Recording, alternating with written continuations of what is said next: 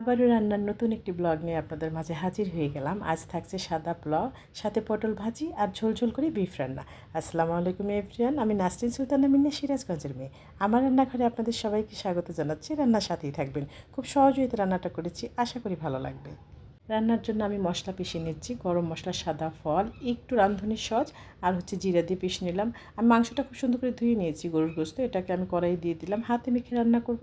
হাতে মেখে রান্নার স্বাদই আলাদা। আমি কিন্তু সাথে আলুটাও দিয়ে দিলাম। পরে আমি সিদ্ধ হয়ে গেলে আলুটা উঠিয়ে নেব। পেঁয়াজ কুচি, কাঁচামরিচ কুচি দিয়ে দিলাম।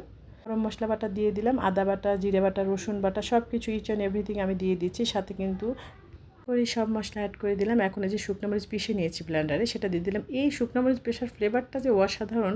লবণ দিয়ে দিলাম, সাথে সরিষার তেল অ্যাড করে দিয়ে হাতে একটু তেল মেখে কিন্তু উল্টে পাল্টে আমি মাখিয়ে নেব। মাখানো যত ভালো হবে রান্নার স্বাদটাও কিন্তু তত বেশি ভালো হবে। এভাবে করে মেখে দিয়ে আমি উঠিয়ে দেবো, তাহলে সহজেই রান্না হয়ে যায় আর অসাধারণ স্বাদ হয়। গরম মশলা অ্যাড করে দিলাম। এখন আমি হাই হিটে রান্না করি, কষাতে কষাতে কিন্তু 80% সিদ্ধ করে নিব। এভাবে করে কয়েকটা রান্না শেয়ার করছি। পটল ভাজি করে নিচ্ছি হলুদ লবণ দিয়ে, হলুদ আর লবণ দিয়ে পটলটা আমি সুন্দর করে ম্যারিনেট করে রেখেছিলাম। তারপরে তেলের মধ্যে এভাবে করে ভেজে নিচ্ছি।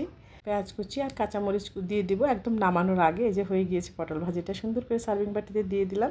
একটু ঘি অ্যাড করে দিচ্ছি। পোলাওর চালটা একটু ভেজে নেব। ঘি দিয়ে একটু পোলাওর চালটা ভেজে নিলে একেবারে রাজকীয় একটা স্বাদ হয়। আর সাদা পোলাওটা সত্যি অসাধারণ লাগে। আমি একটু গরম মশলা অ্যাড করে দিলাম। উল্টে পাল্টে ভেজে নিচ্ছি, কারণ ভাজা যত ভালো হবে পোলাওটা কিন্তু ঝরঝরে সুন্দর হবে। এখন গরম পানি অ্যাড করে দিলাম। যতটুকু চাল তার ডাবল পানি দিয়ে দেবেন।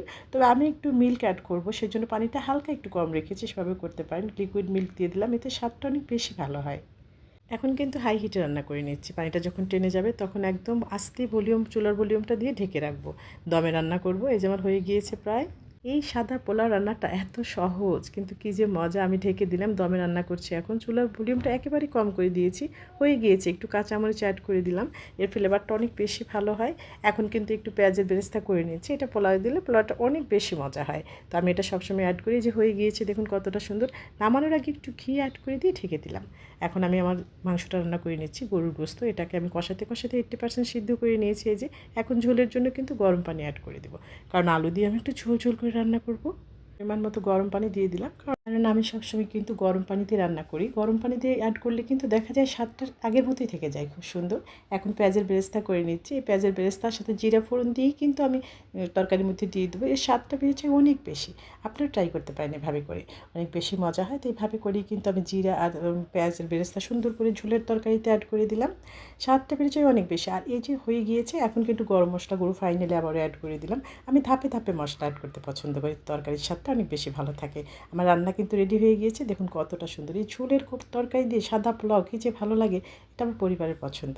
এভাবে করে কিন্তু আমি একদম রেডি করে নিলাম। দেখুন কতটা সুন্দর হয়েছে। আমার এরকম সহজ সুন্দর খাবার যদি ভালো লাগে, বেশ ফলো করতে পারেন। আজ বিদায় নিচ্ছি। সুস্থ থাকবেন, ভালো থাকবেন। আল্লাহ হাফিজ।